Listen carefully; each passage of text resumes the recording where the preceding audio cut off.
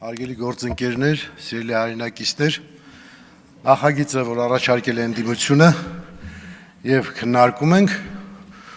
ունի բազմաթիվ կանխադրույթներ, որոնք բաժանվում են տնտեսական եւ քաղաքական բաղադրիչի։ Այնինչ իշխող ուժը առաջարկել է, դա քաղաքական հայտարարություն է, քաղաքական խոստում է,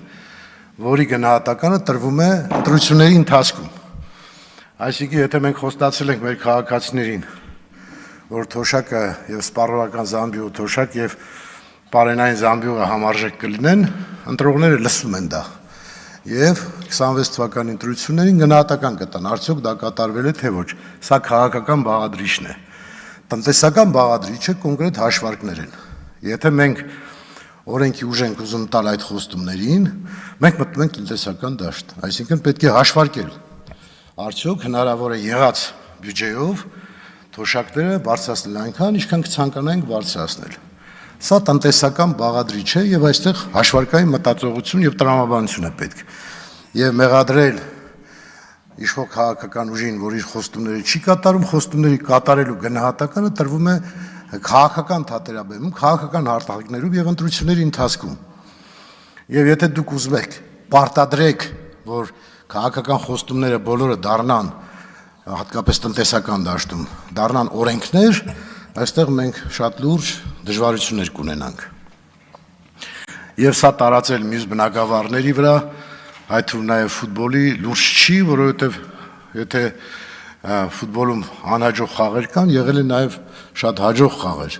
Եվ չի կարելի, ասենք, 6-1 պարտություն դարձնել ազգային արժանապատվության խնդիր, դա ծիծաղելի է, որտեղ օրինակ թե Բրազիլիայի պես աշխարհի ամենաուժեղ հավաքականը 7-0 պարտվեց Գերմանիային, բայց դրանից բրազիլական ժողովուրդը ողբերգություն չսարքեց,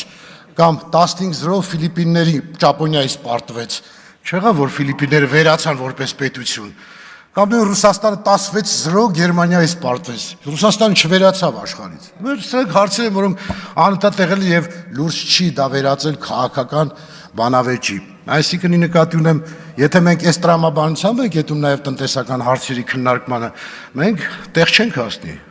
սիրելի հայրենակիցներ։ Իհարկե գերադասելի է, իհարկե ընդդիմությունը մեծ ու լավ ցանկություն ունի, որ մեր կենսաթոշակառուները ստանան արժանապատիվ թոշակ։ Չկա մի հայ մարդ, որ չուզենա, որ մեր թոշակառուն ստանա $1000 թոշակ։ Չկա դից մարդ։ Բայց պետք է նայես քո հնարավորություններին։ Եթե չունես այդ հնարավորությունը, օրենք ընդունես, ինչ կփոխվի։ Եթե դուք ուզում եք, որպեսզի օրենք ընդունվի եւ օրենքը չկատարի իշխող քաղաքական ուժը, դուք էլ մատնացությանը կասեք, այ տեսեք օրենք եղավ, օրենքի չկատարեցիք, կարող եք ասել առանց դրա, կարող եք ասել ձեր խոստումը չեք կատարել։ Բայց պետք է մենք ավելի շատ ոչ թե ամբիցիաներ անենք կամ քաղաքական միավորներ հավաքենք, այլ փորձենք իսկապես մեր ժողովրդի համար